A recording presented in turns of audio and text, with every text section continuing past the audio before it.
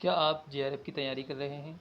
चलिए आज टेस्ट करते हैं खुद को कि दिसंबर 2015 ज्योग्राफी के यूजीसी नेट ज्योग्राफी पेपर से ये रहे 75 क्वेश्चन सीधे किताब से बिना टाइम वेस्ट किए।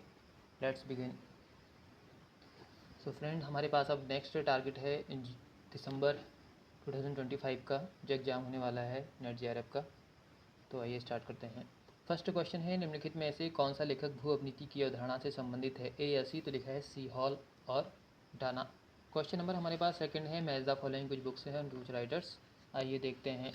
तो पहली बुक्स का नेम है हमारे पास जो राइटर हैं उनका नेम है KW बर्जर और बुक है geomorphology from the earth. Second है डेविस, बुक का नाम है द जियोमॉर्फिकल या the geomorphic cycle.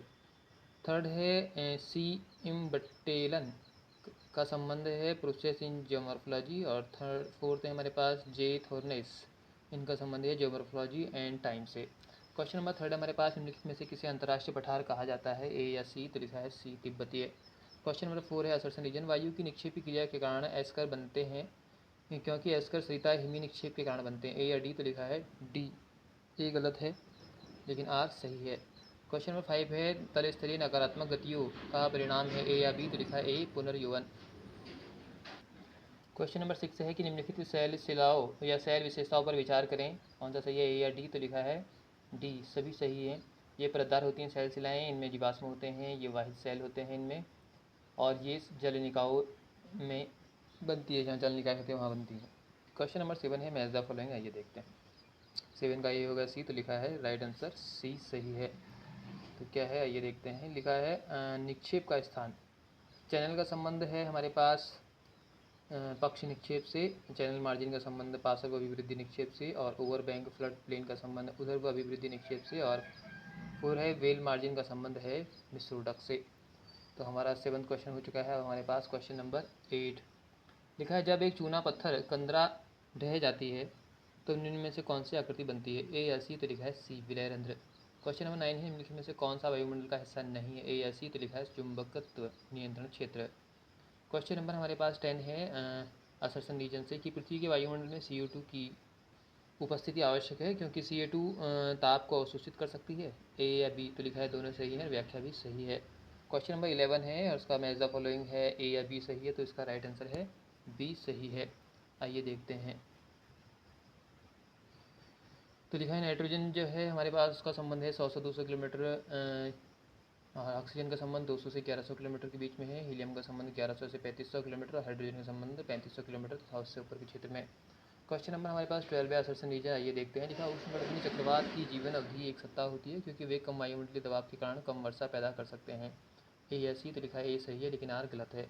Question number 13 है विषुवतीय पछुआ पवनों या हवाओं के बनने के लिए निम्नलिखित में से क्या आवश्यक है? ए या बी? तो लिखा है बी, ध्रुवों अथवा ध्रुवों की और ट्रेड विंड ब्लेट बेल्ट का विस्थापन होना। क्वेश्चन नंबर 14 है हमारे पास कि कोपेन के अनुसार वह जलवायु जिसमें वर्षण की मात्रा समस्त वर्ष लगभग समान रहती है परंतु सबसे शुष्क मास में वर्षण की मात्रा 6 सेंटीमीटर से अधिक हो तथा दैनिक तापांतर न्यूनतम हो, किसके द्वारा अंकित की जाती है? ए या बी? तो लिखा है बी, AF के द्वारा। क्वेश्चन नंबर हमारे पास है 15, लिखा है निम्नलिखित में से कौन सा स्थानीय शीत पवन है? ए या बी? तो लिखा है बी, बोरा। क्वेश्चन नंबर हमारे पास 16 है निम्नलिखित में से किस ऊंचाई पर ओजोन सघन रूप में पाई जाती है? ए या बी? तो लिखा है बी, 15 से 35 किलोमीटर की ऊंचाई पर। क्वेश्चन नंबर 17 है निम्नलिखित में से वातावरीय अवदाब का सामान्य जीवन चक्र का सही पहचान कीजिए? ए या डी? तो लिखा है डी, 4 से 5 दिन। तो क्वेश्चन नंबर हमारे पास है 18, एक बार फिर से देखिए। निम्नलिखित में से किस तापमान पर समुद्री जल का घनत्व सबसे अधिक है? आंसर है 4 डिग्री सेल्सियस का। क्वेश्चन नंबर 19 है कि इसमें जो है महासागर उनके जो है घटते क्रम में बढ़ते क्रम में दिखाना है इसको। तो सबसे पहले हमारे पास है क्या? बी सही है, आर्कटिक, हिंद महासागर, अटलांटिक और प्रशांत महासागर। 19 का बी है। क्वेश्चन नंबर हमारे पास 20 है मैच द फॉलोइंग, और इसका आंसर क्या है देखते हैं। ठीक है, हिंद महासागर का संबंध जो है मानसून ड्रिफ्ट से है, उत्तर प्रशांत महासागर का संबंध क्यूरोसिवो से है, और दक्षिण प्रशांत का अल नीनो से, और अटलांटिक का गल्फ स्ट्रीम से। क्वेश्चन 20 का राइट आंसर है बी। क्वेश्चन नंबर 21 है, इस क्वेश्चन को आयुक्त द्वारा हटा दिया गया है। क्वेश्चन नंबर 22 है समुद्री लहरें निम्नलिखित में से कहाँ से ऊर्जा प्राप्त करती हैं? तो राइट आंसर डी है, बहती हवा से। क्वेश्चन नंबर 23 है विगत शताब्दी के दौरान समुद्र में दौरान विश्व में समुद्र के स्तर में लगभग कितनी वृद्धि हुई है? तो ए आंसर है 15 सेंटीमीटर की। क्वेश्चन नंबर हमारे पास 24 है। निम्नलिखित में से पर्वतीय पर्यावरण में बढ़ते हुए क्रम में वानस्पतिक मेखला का सही क्रम पहचानिए, ए या बी। तो लिखा है ए अर्ध पर्वतीय है, पर्वतीय, अर्ध अल्पाइन और अल्पाइन। क्वेश्चन नंबर हमारे पास है 25। देखते हैं क्या लिखा है। लिखा व्रत को 360 डिग्री विभाजित करने वाला सबसे प्रथम व्यक्ति निम्नलिखित में से कौन था? ए या डी। तो लिखा है डी हिप्पारकस। क्वेश्चन नंबर 26 है पर्यावरण, प्रतिबिंब और निर्णय लेने के बीच एक सशक्त संबंध होता है, यह कथन किस से संबंधित है? या बी से। तो लिखा है बी व्यवहारवाद से। क्वेश्चन नंबर हमारे पास 27 है। गणितीय भूगोल के संस्थापक किन्हें माना जाता है? या बी। तो लिखा है बी थेल्स और एनेक्सिमेंडर को। क्वेश्चन नंबर 28 है मेट्रियोलॉजिकल किताब किसने लिखी थी? ए या बी। तो लिखा है ए अरस्तु ने लिखी थी। 28 का ए सही है। 29 है आधुनिक भौगोलिक विचारधारा की आधारशिला किसने रखी? ए या बी। तो लिखा है ए हम्बोल्ट और रिटर ने। क्वेश्चन नंबर हमारे पास 30 है। निम्नलिखित कथनों को पढ़िए और सही आंसर पहचानिए। तो ये सही है कि रेडजेल का 19वीं शताब्दी के उत्तरार्ध में जर्मन भूगोल में आधिपत्य था। और सेकंड है रेडजेल ने एंथ्रोपोजियोग्राफी शब्द प्रतिपादित किया था। और रेडजेल डार्विन की प्रजातियों के विकास के सिद्धांत से अत्यधिक प्रभावित थे। तो ए सही है, तीनों सही हैं। क्वेश्चन नंबर 31 है। निम्नलिखित में से कालानुक्रम यूनानियों का सही क्रम पहचानिए। पहचान क्या है या उनके सही क्रम क्या है? आइए देखते हैं। तो ए या सी। तो लिखा सी है एनेक्सिमेंडर आए सबसे पहले अरस्तु, फिर इराटोस्थेनीज, फिर टॉलेमी। क्वेश्चन नंबर 32 है। निम्नलिखित में से कौन सी अवधारणा एक बड़े शहर की 75 किलोमीटर की परिधि के अंतर्गत शहरों और कस्बों की अनुपस्थिति को वर्णित करती है? ए या डी। तो लिखा है डी नगरीय छाया से। क्वेश्चन नंबर 33 है जनसंख्या के फिजियोलॉजिकल घनत्व को निम्न में से कैसे परिभाषित किया जाता है? या सी। तो लिखा है सी कुल जनसंख्या और कुल कृषि क्षेत्र के बीच का अनुपात। क्वेश्चन नंबर 34 है कि 2014 के अनुमान के अनुसार विश्व में की कितनी जनसंख्या अफ्रीका में पाई जाती है? या सी। तो लिखा है सी 16%। क्वेश्चन नंबर 35 है ग्रामीण बस्तियों का त्रिकोणीय प्रतिरूप आमतौर पर निम्न में से कहाँ विकसित होता है? ए या बी। तो लिखा है बी दो नदियों के संगम पर। क्वेश्चन नंबर 36 है योजना आवंटनों के लिए किसी क्षेत्र में जनसंख्या की आवश्यकताओं के अनुमान के लिए निम्नलिखित में से किस तकनीक पर आप विचार करेंगे? ए या सी। तो लिखा है सी जनसंख्या अनुमान पर। क्वेश्चन नंबर 37 है क्षेत्र का संचयी प्रतिशत के मुकाबले जनसंख्या के संचयी निम्नलिखित में से किसे प्रदर्शित करता है? या डी को लिखा है डी लॉरेंज वक्र। क्वेश्चन नंबर 38 है वर्ष 2011 की जनगणना के अनुसार भारत में जनसंख्या का सबसे अधिक घनत्व निम्नलिखित में से किस में है? ए या बी। तो लिखा है ए बिहार में। क्वेश्चन नंबर हमारे पास है आपका मैट्रिक्स का निम्नलिखित सड़क नेटवर्क आरेख पर विचार करें। तो इसका आंसर होगा ए सही। ठीक है, ये तो फ्रेंड्स एक कॉन्सेप्ट है पूरा, इसको समझना होता है। ठीक है, तो आइए देखते हैं नेक्स्ट। अब हमारे पास है 40 भारत में निम्नलिखित औद्योगिक क्षेत्र में किसे रूर ऑफ इंडिया कहा जाता है? तो ए या बी। तो लिखा है बी छोटा नागपुर औद्योगिक क्षेत्र। क्वेश्चन नंबर 41 है तो इसका आंसर क्या होगा? ए या बी। तो इसका आंसर है राइट हमारे पास सी। आइए देखते हैं। कुटीर का संबंध काशीदाकारी से है, लघु का संबंध ताला विनिर्माण से, बृहत का संबंध पेट्रोलियम शोधन से और फूड लूज का संबंध सूचना प्रौद्योगिकी से है। लिखा है किस द्वीप में जापान का चावल का कटोरा स्थित है? ए या बी। तो लिखा है ए होन्सू।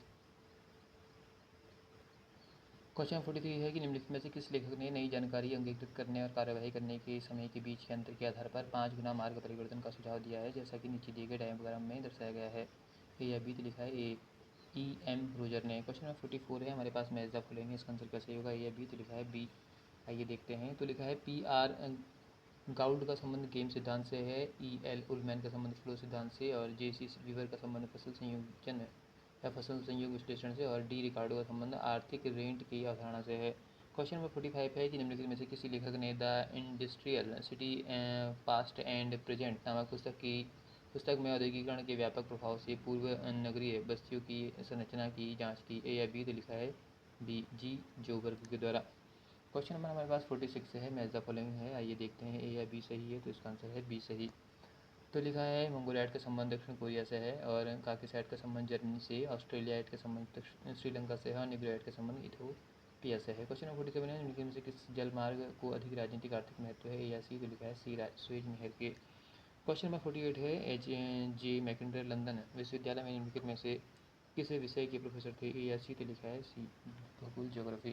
क्वेश्चन नंबर 49 है पानी के जहाज़ों तथा तटवर्ती प्लेटफॉर्मों से होने वाले प्रदूषण पर भारत सरकार के निम्नलिखित किस अधिनियम के प्रावधान द्वारा नियंत्रण लिखा जाता है? ए या बी। तो लिखा है बी वाणिज्यिक पोत परिवहन अधिनियम 1958।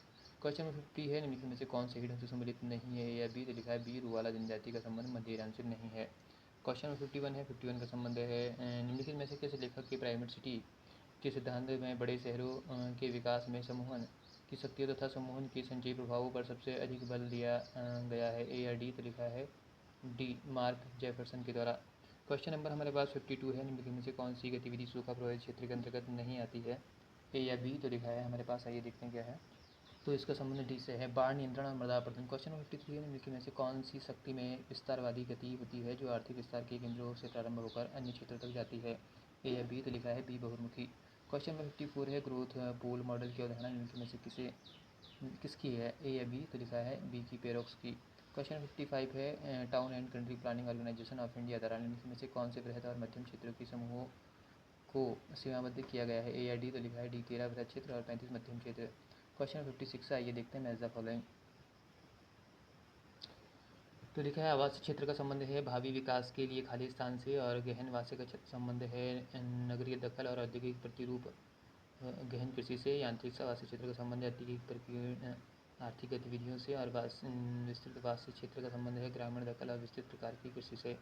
क्वेश्चन 57 है, निम्नलिखित में से किस वर्ष में दिल्ली का पहला मास्टर प्लान पारित किया गया था, ए या बी? तो लिखा है बी, 1962 में। क्वेश्चन 58 है हमारे पास, मैच द फॉलोइंग। तो इसका आंसर सही क्या होगा, ए या सी? तो इसका आंसर है सी, 58 का। तो आइए देखते हैं। लिखा है केंद्रीय स्थान का सिद्धांत संबंध है षड्भुजाकार सेवा क्षेत्र। बहुकेंद्रक सिद्धांत का संबंध है एक नहीं अनेक अस्तत बहुनगरीय केंद्रों में भूमि उपयोग का विकास। और 3 है खुदरा व्यापार आकर्षण नियम का संबंध है दो शहरों के बीच का ब्रेकिंग पॉइंट की स्थिति। क्वेश्चन नंबर 4 है हमारे पास, ब्रेकिंग पॉइंट थ्योरी। ऑप्शन जो है इसका संबंध है ऐसा खुदरा व्यापार के अनुपात की भविष्यवाणी करना जिसे दो शहर उनके बीच स्थित बस्ती से प्राप्त करेंगे। क्वेश्चन 59 है, 59 का संबंध क्या है, ए से या बी से? तो लिखा है ए से है, मैच द फॉलोइंग है।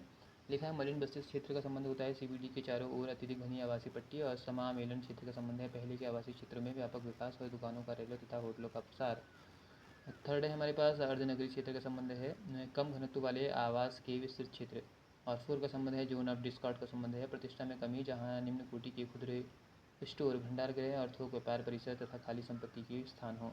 क्वेश्चन नंबर हमारे पास 60 है, फिर से इसका मैच द फॉलोइंग है। आइए देखते हैं इसका आंसर क्या है 60 का, या डी? तो राइट आंसर है डी, राष्ट्रीय उद्यान जीवाश्म का संबंध जो है वो मध्य प्रदेश से है, ब्रह्मगिरी का संबंध कर्नाटक से, और गुवंडी का संबंध तमिलनाडु से, और रोहिया का संबंध हिमाचल प्रदेश से है।